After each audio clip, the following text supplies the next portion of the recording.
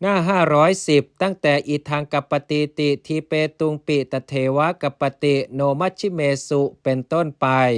แม้การที่ภิกษุแสดงว่านี้ควรก็ควรในปัจจันติมชนบทนั้นเหมือนกันแต่ไม่ควรในมัชชิมชนบทส่วนการที่ภิกษุแสดงว่านี้ไม่ควรในมัชชิมชนบทไม่ควรในปัจจันติมชนบทวัตถุที่เหลืออันพระผู้มีพระภาคเจ้าทรงอนุญาตว่า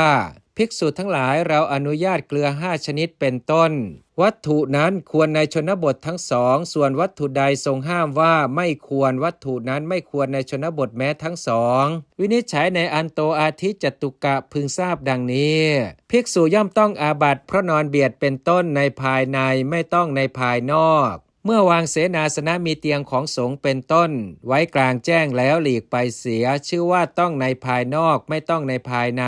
ที่เหลือชื่อว่าต้องทั้งภายในและภายนอกอาบัติที่ไม่ทั่วไปวงเล็บแก่ตนชื่อว่าไม่ต้องทั้งภายในทั้งภายนอกวินิจฉัยในอันโตสีมาธิจตุกะพึงทราบดังนี้ภิกษุอาคันตุกะเมื่อไม่ยังวัดให้เต็มชื่อว่าต้องในภายในสีมา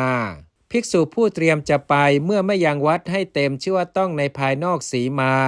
ภิกษุย่อมต้องอาบัติเพราะมุสาวาทเป็นต้นทั้งภายในสีมาและภายนอกสีมาย่อมไม่ต้องอาบัติไม่ทั่วไปวงเล็บแก่ตนในที่ไหนวินิจฉัยในคามจตุกะพึงทราบดังนี้ภิกษุย่อมต้องอาบัติที่ทรงตั้งไว้ควรศึกษาอันเนื่องเฉพาะด้วยละแวกบ้านในบ้านไม่ต้องในป่าภิกษุณีเมื่อให้อรุณขึ้นไปย่อมต้องในป่าไม่ต้องในบ้านภิกษุย่อมต้องอาบัติเพราะมุสาวาทเป็นต้นทั้งในบ้านและในป่าย่อมไม่ต้องอาบัติที่ไม่ทั่วไปวงเล็บแก่ตนในที่ไหน2บทว่าจตารโรปุพพกิจจามีความว่า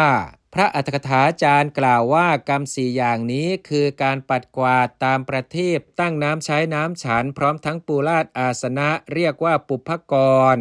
ส่วนกิจ4อย่างนี้คือนำฉันทะปาริสุทธิบอกฤดูนับภิกษุและสอนภิกษุณีพึงทราบว่าปุพพกิจ2บทว่าจตารโรปตกลามีความว่าวันอุโบสถหนึ่งภิกษุผู้เข้ากรรมมีจำนวนเท่าไรเธอเป็นผู้มาแล้วหนึ่งสภาคาบัตไม่หนึ่งบุคคลควรเว้นไม่มีในหัตถบาทสงฆ์นั้นหนึ่งรวมเรียกปตกละชนี้แล